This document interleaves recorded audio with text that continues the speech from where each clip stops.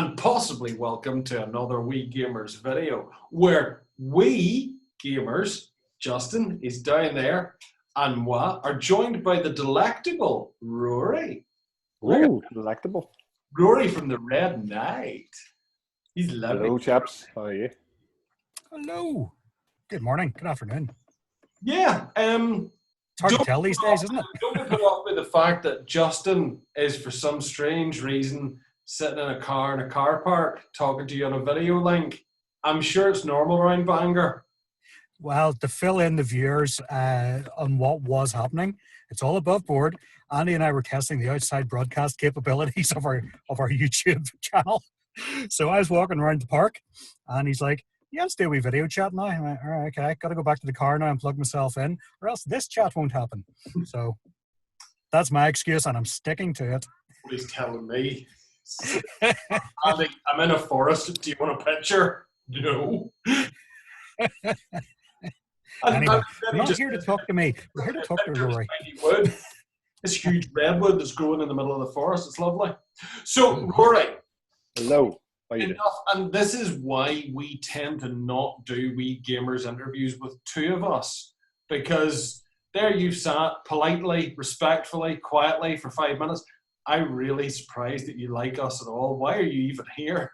I'm just sitting quietly nervous because I know you both so well, and I'm just wondering what's coming my way. So I'm quietly sitting, preparing myself, just thinking, okay, that's fine. Just ease in the car. I feel like we need to give some context about cars in Bangor, though, because there may be people watching who don't understand what some of these normally entail with fancy cars and car parks in Bangor. I think given your kind of customer base, we're probably better not qualifying that. Maybe, I'm going to close my windows right now.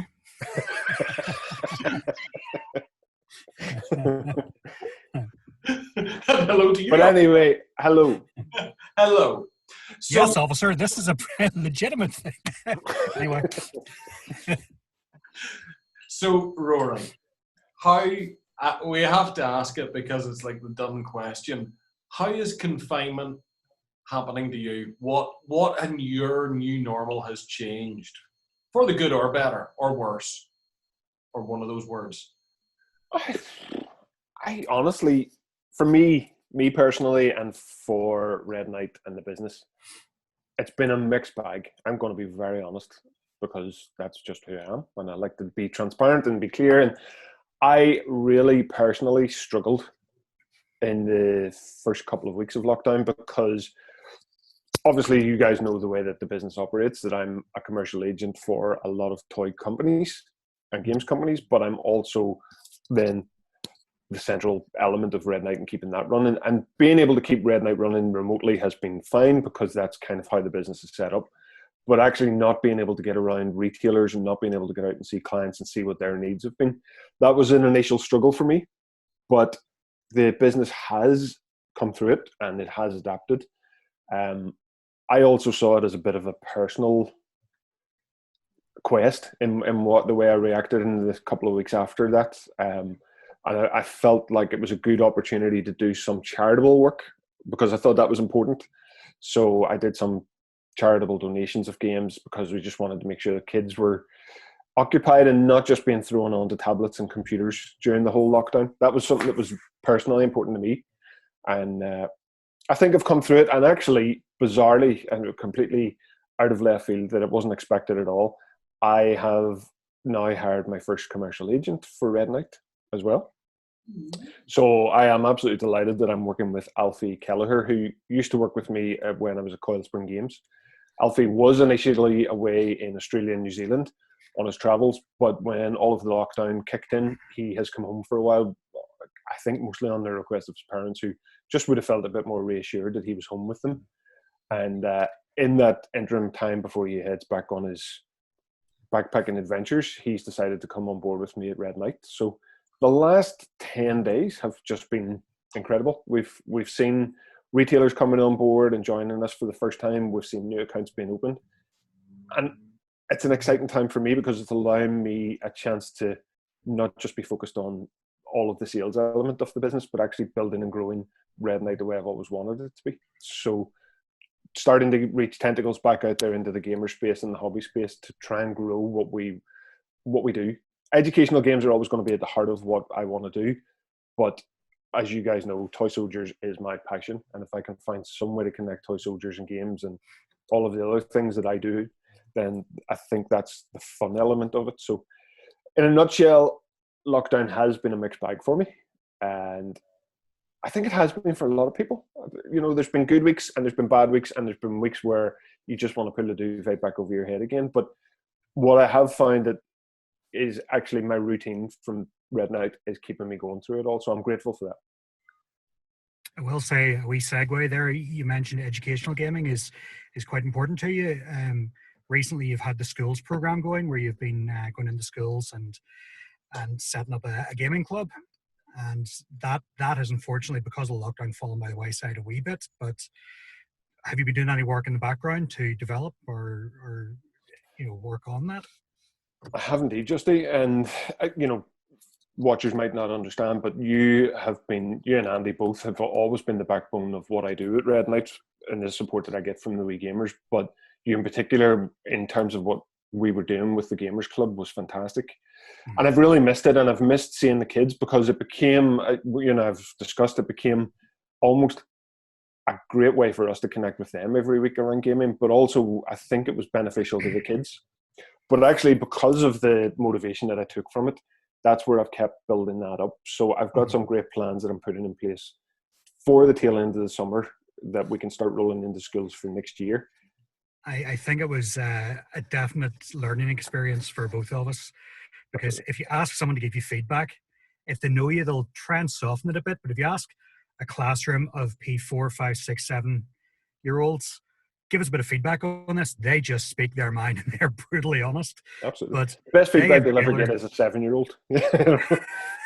Yeah. But it has been fun, and hopefully that develops and blossoms and takes off again after this lockdown. Absolutely. And, I always attribute a lot of that early interest that I've had of bringing games into school from Andy and what he's been doing for a number of years now. And I think it has the ability to grow, not just for primary school kids, but also for older kids at secondary grammar school level, and also possibly then youth groups. And, the whole quest for me has always been to get people playing more games together. Yeah. I've been part of technology companies. You all know I've worked for Apple. I still keep the thing on the wall as my reminder of it. But at the same time, I saw what can happen when kids are just thrown onto devices and they spend too much time on it. Yeah. And if I can do anything with this business, with my own two boys, or whether it's school kids or whatever, it is just about spending that social time together that you never really get back. No, quite right. It's funny thing, I suppose, from my point of view, and again, to reiterate what you said, is this is almost more of the Red Night fan club than a Red Night interview, because you certainly made a sizable donation to my own wee school and even our local sort of food bank distribution centre for the community. Got a few of those games as well. It was lovely to see. But the funny thing is, you're saying about the whole lockdown, everyone's making this. Prior to this, it was like kids spend too much time on devices. Now it's like, well, it'll be really good for kids' mental health to make sure they get to spend like 3 or 4 good solid hours on a device during this unusual situation. Oh, and we're going to teach them remotely, so they'll be doing all their learning on a device as well. I mean, gamers have started. I mean, we've got the Discord, we've got the Zoom, there's Tabletopia, and there's all these different platforms. I just can't gel with it. I mean, I'm even finding it bother enough, not only this kind of technology to get around, but you see, just sitting back down in front of the Xbox or whatever and playing a console game. I'm finding it just like 10 minutes in, I'm like, no, I don't want to do this anymore. I'm kind of half looking forward to it, half not looking forward to playing D&D online, because it's just reminding me more and more every time that I'm not actually with the people that I want to be with. So it really is the bane of gamers. We are sociable, and we have to be for our hobby, but we can't really enjoy our hobby to the full extent.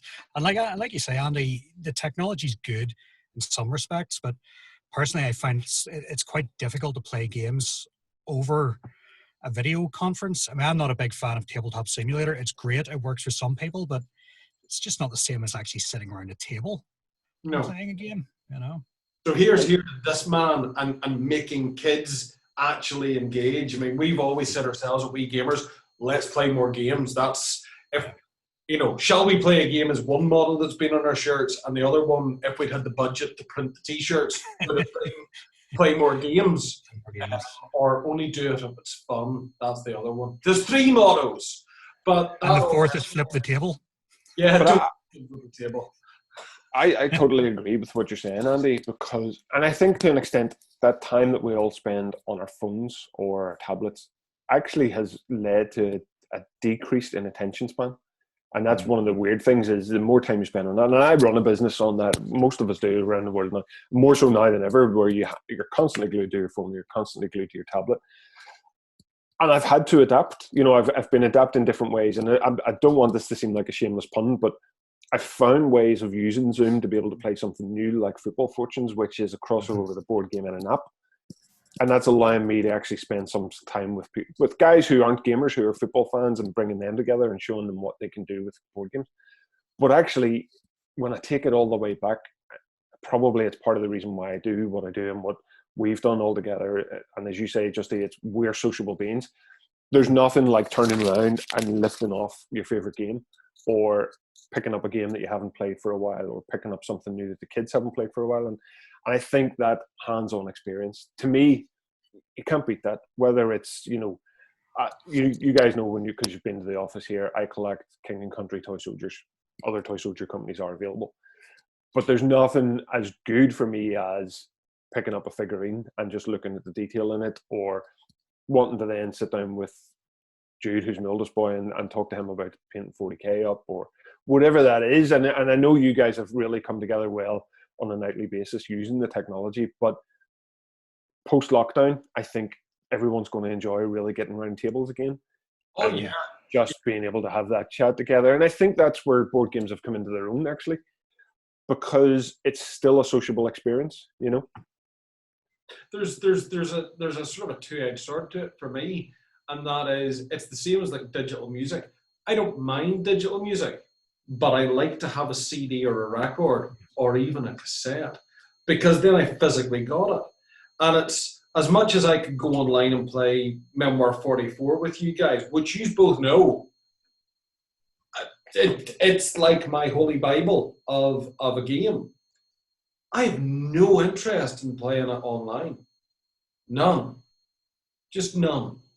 Because 50% of it is the tactile thing. And this is the thing that's bound to be relevant to the education side of stuff too. You know, everyone learns in different ways. Everyone develops socially in different ways, be it one-on-one interaction, group interactions, show, tell, give, a go. And of course, the one thing that you can't do with a kid or anybody else for that matter in trying to teach them things online is give them that tactile element of experience. It's like, you imagine trying to play, my brain's just gone blank on me, sorry guys, but a game that requires dexterity. Yeah. Tokyo Highway. Yeah, no.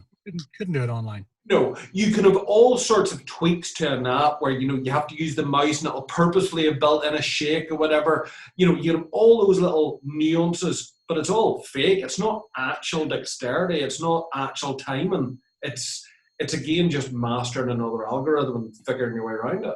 You could sit and list every type of game, every genre of game. I mean, if you're doing a bluffing game or a gambling game, you can't really read somebody as well over a phone. If you're doing a war game, like you say, you don't have the tactile sort of thing. You don't have a miniature to lift up. You can't paint a digital miniature. You know, there's a lot of elements of gaming which require sitting at a table and being able to look at your opponent in the eyes and trying to think, what are they going to do next? How am I going to play this? Or how is this going to play out? And just reading a table full of opponents. It doesn't really work as well online. Maybe for role play, it might work, like a bit of D&D online, because it's mainly verbal based, but you know. Absolutely. I mean, I think taking that back as well, it's really been interesting for me over that last 10 days, as I say, where we've seen a bit of a spike in demand. People are buying Icicle all of a sudden, and Icicle 2 again, because there's I think there's a desire to be able to get your hands on a game that is dexterity based, that you can't get the same simulation from an online platform. And you can't play something. Justin, if you think of the games that we were bringing into the schools program that the kids really loved, like Click or even Happy Salmon, when we were giving them trials of that, or Throwdown, they're games that you just can't play online with the same concept. You could maybe spread some cards around and print them out and everything else, but it's not the same. They're what I would call an experience game. Absolutely. You haven't played, you have to actually take part. You have to get up and jump about and just have fun doing it. You can't do it in a simulator. So what is sort of your view, Rory, on post-COVID? Where do you see things floating for the Red Knight as this? Well, I'm not going to say as it hopefully comes to an end, because that I think sounds overly optimistic. I mean, I know everyone is kind of talking about an end or talking about an alleviation to the lockdown protocols, but let's live in the facts, the real facts, which is it's ongoing. But looking beyond, what's your plans for sort of, let's say, 2021? Brilliant question, and I think it's exactly where I'm at the minute, because all this talk that's going on about the new normal, I think that is exactly where I'm at with the company, is trying to find what that's going to be. And actually, I think the new normal could be a real positive in terms of parents wanting to play more games with their kids, schools wanting to play more games with the kids and make it more fun.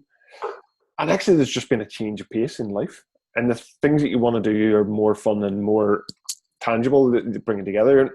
And really, as I said at the start, it's given me a couple of weeks in lockdown to think about, what do I want to be doing? What do I want to be achieving next year? And I work with some amazing companies. The Red Knight wouldn't have grown to what it's grown to if it hadn't have been for the support that I've gotten from companies like Brain Games or Binka Games from India. Now, more recently, Smart Toys and Games out of both the UK team and Europe.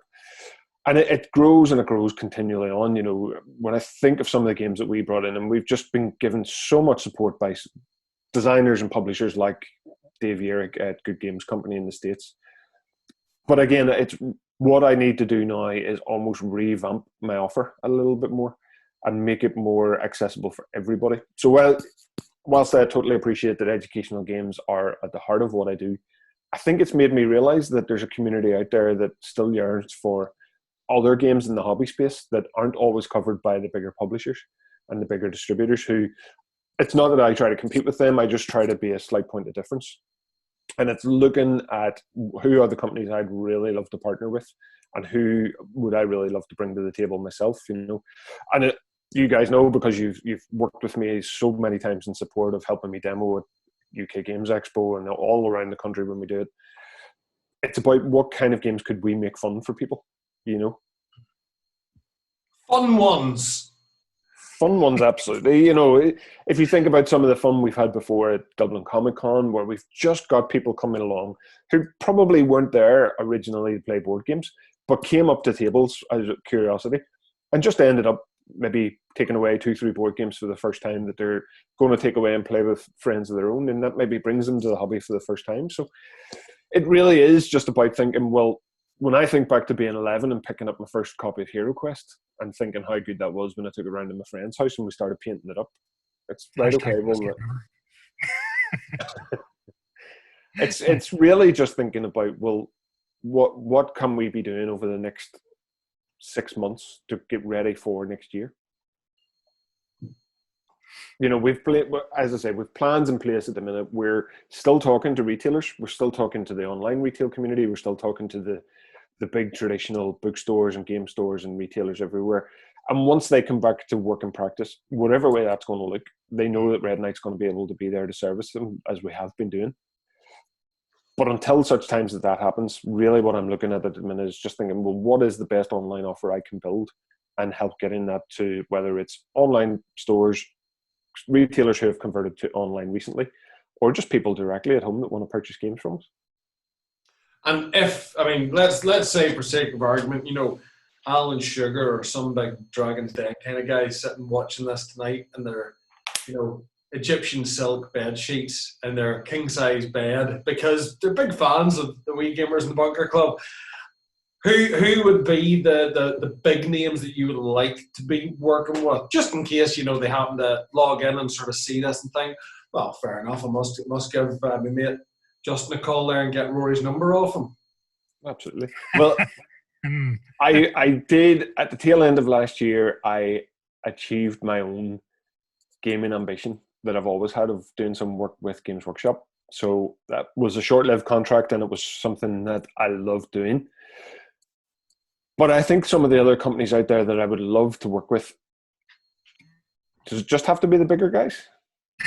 No, give me. Look, this is like my question I asked in the blog the other week. You're in lockdown. You're allowed one visitor, one celebrity guest to spend a day with you as a special guest. So in this case, instead of a celebrity, one business that you'd like to do business with, that you'd like to be a business partner. Oh, that's a hard one. Answer quickly or you're fired. Only because purely if I was selfish and I could work with any company and they were all out there, I'd say Warlord Games personally, because you guys know me. Before I came to being in the toy industry and before I came to working in this side of things, World War II, military history, that's my passion. That's kind of where I came from before this. My PhD was spent in that world of looking at World War II films in particular, and their miniatures to me just they're everything that I am, whether it's painting Zulu era or whether it's painting World War II stuff. I'm not a great painter, I will say that. That's why I get Andy to do my painting for me, but there's just something really nice about their stuff. Compared to him, I'm awesome, and I still suck. I'm afraid you haven't asked me. But... So rather like Jim will fix it, but without sitting on my knee. We might be able to at least give you a phone number that's useful for that dream of yours. If we can make that happen. But for me, yeah, I mean I know that might not seem like it's educational games and toys, but actually I still believe there is a historical element that could be brought into schools. But for me, I grew up. My dad was the John Wayne fan, and you had to grow up with cowboys, soldiers, Zulu movies, all of that kind of stuff, and that's stuck with me through my own life. So, yeah, if it was one company out there that I could definitely work with, I would say let's bring Warlord on board. And I'll just throw my sort of standard question in that I've been putting in interviews. During lockdown, you got to pick your top 3 go-to games. What would they be? Ooh, and it doesn't have to just be Red Knight games. Well, if you want to do a shameless plug, you can. Oh, I'll definitely will do a shameless plug. Shameless plug wise, I have to say it has been Football Fortunes. What Marty and Alan there and the team have designed. Nobody actually thought at the time that it was a game that almost was designed for lockdown and being in lockdown. And actually, it's the game that probably has crossed over really easily for me. So that has been a total plug. Personal favourite games to play and keep going back to playing. There we go. That's the Football Fortunes game. Also, amazing that it's been designed here in Belfast. Yes, local talent. Designed and developed by Martin Neal and Alan Stewart, Giles Hunter, David Hall. Yep. So you're going to shamelessly plug properly. Yeah. So David and Giles were the team who were behind the original Brian Clough's Football Fortunes. And that game sold over 2,500 copies, something like that, 2,500,000. But the new version is still new and still in infancy, and we're getting it out there. But again, I used to play a lot of the football simulator, Football Manager, and that board game just crosses over completely. And Lockdown, that's been my game. So that's my shameless plug game. Personal favourite game-wise, always King Domino for me. I fell in love with King Domino when I was at Coil Spring Games, and it's still my go-to. It's still the game that I love bringing to the table. If it's somebody who hasn't played a board game for a while, or it's somebody who's new to playing board games, all of the expansions I've played and I've enjoyed them, but actually the core game is still my favourite game out of all of them. And my other game in that 3, that's a tough one. you know what? It would be 30 seconds. So Smart Games have just, again, shameless plug, but they've just developed the UK version of 30 seconds. I'll just show you. Do really shamelessly plug it? Oh, look at this. So a bit like everybody who is in Northern Ireland and Ireland and the UK and beyond are having their weekly family pub quizzes.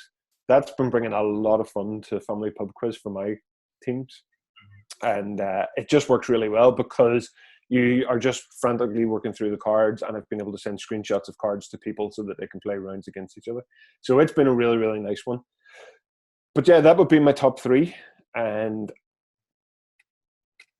can I get a bonus? I think I need to throw a bonus in. One more, we'll let you do it. Oh, have a penalty. Right. If I definitely would be throwing a penalty in there. I've been playing that many. See, now he's trying to think of something that makes him sound like a real person, not just a shameless Or just somebody who shamelessly plugs stuff all the time. Plug. He's going to say 40k. No, I'm not. I'm definitely not. I'm the 40k. Try to think of a different game than 40k. Try to think of a different game. 40k. 30k. Itchy Monkey. I've been playing a lot of Itchy Monkey. And that isn't a shameless plug because I'm not working with those guys yet. That's one that's on my wish list. But it's a brilliant game, and the boys love it here. So it's not the most exciting list, Justin, was it? I mean, you know, no, because you guys thought it was going to be like. Don't get me wrong. I've got all the memoir games and everything else. Let's give Rory an example. Justin, top 3 games now. Go. Oh, there's too many. Oh, Fire Tower's definitely up in there at the minute. I'm enjoying that. Parks definitely. It's probably my number 1. And tough number 3. Don't know. Actually, there's too many. But definitely, that's a solid top 2 for you. You have failed me last time, Commander. Well, then we have to ask Andy, what's yours? Go. Memoir 44, Parks, and Star Trek, the 5-year mission, the Star Trek dice game. There you go, top 3, just like that. It's easy. Okay, fair enough. Really easy. You know why it's easy? Because I like them. I just find it hard to boil it down to 3. I give you a solid 2, but the 3rd place. So in a way, maybe that's good because you are so narrow-minded. You only need 2 top games. But see, I think this is a really important question because obviously I've known you guys for a long time and you've known me. And I always am in awe of people who play serious tabletop games. And I remember when I joined Rory Story Cubes and I came to sort of the game industry when I was new to it and everything else. Because as I said, my first love is toys, physical action figures and physical toys. And when I came to the games industry, I just thought, some of those games actually intimidate me a little bit. And I went to what was comfortable. But then I realized after a while, I didn't need to feel uncomfortable. I always just gravitate back to games that you guys know, and Justin knows in particular, I have a kind of core rule when I look to bring in an educational game that it has to be simple to learn and simple to teach to somebody within 5-10 minutes. And that's kind of what I look for. Maybe that's just showing my attention span or whatever it is, but they're the games that I love to pick up. And when I find them and when I've seen things, Andy, when you were with me at London Toy Show 2 years ago and you discovered Castles, you just seemed to know that Castles would have been the game that would have appealed to me very, very quickly. And again, it goes back to that key element of, is it quick to learn? Does it look really cool? And can I teach it to somebody very, very quickly? And if it hits those 3 elements, that's pretty much what I still enjoy playing. I'll always give something else a go, but it still intimidates me a bit. I seen the instructions and realised it was like less than 1 size, about that big, and thought, Rory will read those. He'll be able to play it. And I'm totally unashamed of it now. For a while, when I was with Rory at Story Cubes, I did kind of feel like I was never going to be a fit-in person to the industry. But actually, you don't need to fit in. You just need to be yourself and enjoy what you're playing, and actually being open to somebody teaching you something else anyway. I think most games are learnt by playing them and getting it wrong. I mean, take Justin's Tang Garden. We're going way off target and we're going over time here as well. But I mean, take Tang Garden. The guys have learned to play that through playing it with Justin. And after their second game, realised they'd been getting it completely wrong and that they'd completely wasted their time learning anything by that point. But it was still fun to do. And that's the same. It's like Memoir 44. You see, I find Memoir 44 very straightforward and very easy to teach people how to play.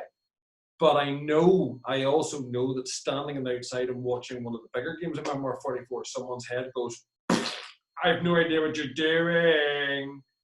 But hey, we all get over hurdles. We've talked for nearly 40 minutes, gentlemen. Yeah. And I think that's enough for any God-fearing person to have to put up with listening. Rory, it's been a pleasure, as always. Yes. Thank you, guys. I kind of feel like it's been me rambling a bit, but thank you for letting me ramble, as always. It was, yeah. You can edit that, yes. Yeah, I'm just gonna cut him out and put another picture of me over on that side. All right, it's been good having you on, and yeah, it's always good chatting. It is, because we do miss you. You're every group, every team of, like, the A team has that guy who doesn't want to get on the plane, who doesn't want to get in the helicopter, who really thinks it's a stupid idea, and we miss you desperately. And it's just nice to catch up with you. But again, doing this just makes me remember that we're not together, really. I know. I do, you know what? I do miss both of you guys as well. And I am that guy. And you know the way to my heart is a cheeseburger. So keep putting the sleeping tablets in the cheeseburgers and I'll be all right. But I'm honestly delighted to be part of this, because I've seen some of the interviews you guys have been doing with people who I think are just incredible in the industry from a creative point of view and what they do. And to be part of that is awesome. So thanks a lot.